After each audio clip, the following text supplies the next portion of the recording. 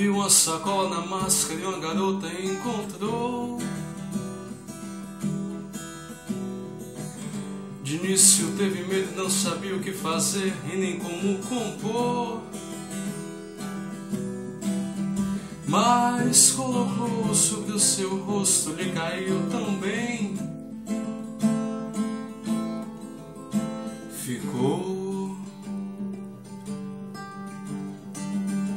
acometida pela euforia de uma nova face, se lançou. Na rua o mundo lhe retribuiu com flores, ninguém duvidou que a máscara cobria um rosto que antes era só temor.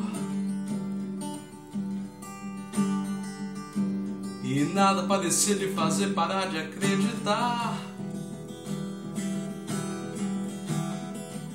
que o novo rosto forte na verdade sempre fora o seu. E mesmo que ele alertasse, ela respondia só: sou eu.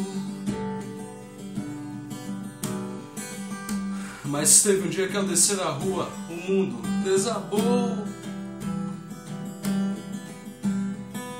Outros tantos lindos mascarados transitavam sem pudor. Ajoelhou com raiva, olhou pro céu e antes de gritar, chorou.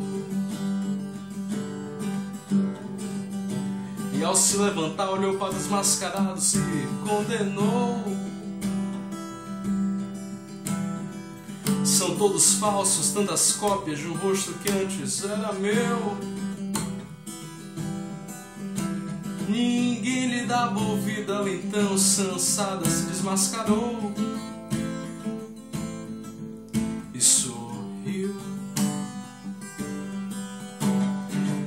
E dizem que sorrindo ela entendeu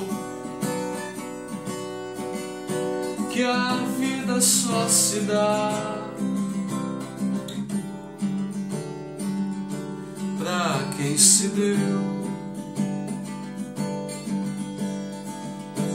E dizem que sorrindo ela entendeu que a vida só se dá pra quem se deu.